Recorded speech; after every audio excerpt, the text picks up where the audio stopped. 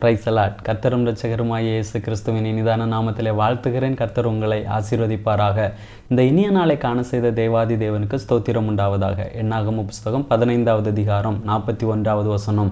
நான் உங்களுக்கு தேவனாய் இருக்கும்படி உங்களை எகிப்து தேசத்திலிருந்து புறப்பட பண்ணின உங்கள் தேவனாகிய கர்த்தர் நானே உங்கள் தேவனாகிய கர்த்தர் என்று சொல் என்றார்.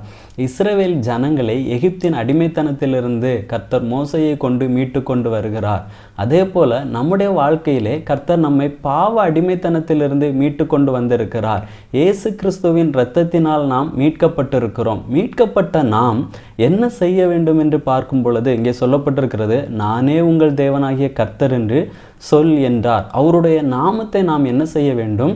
பிரஸ்தாபப்படுத்துகிறவர்களாக இருக்க வேண்டும். மார்க் எழுதின சுவிசேஷம் 5வது அதிகாரத்திலே 18வது வசனம் முதல் வாசிக்கும் பொழுது, அப்படியே அவர் படவில் ஏறுகிற பொழுது பிசாசு பிடித்திருந்தவன் அவரோடு கூட இருக்கும்படி தனக்கு உத்தரவு கொடுக்க அவரை வேண்டிக் கொண்டான். இயேசு அவனுக்கு உத்தரவு கொடாமல், நீ உன் இனத்தாரிடத்தில் உன் வீட்டிற்கு போய் கர்த்தர் உனக்கு இறங்கி உனக்கு செய்தவைகளை எல்லாம் அவர்களுக்கு அறிவி என்று சொன்னார். அந்தபடி அவன் போய் இயேசு தனக்கு செய்தவைகளை எல்லாம் தெக்கப்போலி என்னும் நாட்டில் பிரசித்தம் பண்ண தொடங்கினான். எல்லாரும் ஆச்சரியப்பட்டார்கள் என்று இங்கே வாசிக்கிறோம். இங்கே கல்லறையில் இருந்த அந்த லேகியோன் பிசாசு பிடித்திருந்த அந்த நபரை இயேசு கிறிஸ்து விடுவிக்கிறார். எல்லா அடிமைத்தனத்திலிருந்தும் அந்த கட்டுகளுக்குள்ளாக இருந்து மீட்டு கொண்டு வருகிறார். மீட்கப்பட்ட அந்த நபர் இயேசு கிறிஸ்துவனிடத்தில் வந்து அவரோடு கூட இருக்கும்படி உத்தரவு கேட்கிறார். ஆனால் இயேசு கிறிஸ்து சொல்லக்கூடிய வார்த்தை, நீ உன் இனத்தாரிடத்தில் உன் வீட்டிற்கு போய் கர்த்தர் உனக்கு இறங்கி உனக்கு செய்தவைகளை எல்லாம் அவர்களுக்கு அறிவி என்று சொல்லுகிறார். கர்த்தர் நமக்கு இறங்கி நமக்கு செய்த எல்லாவற்றையும் குறித்து நாம் பிறருக்கு அறிவிக்கிறவர்களாக இருக்க வேண்டும். அந்த நபர் புறப்பட்டு சென்று தெக்கப்போலி என்னும் நாட்டிலே பிரசித்தம் பண்ணுகிறார். யாரை குறித்து?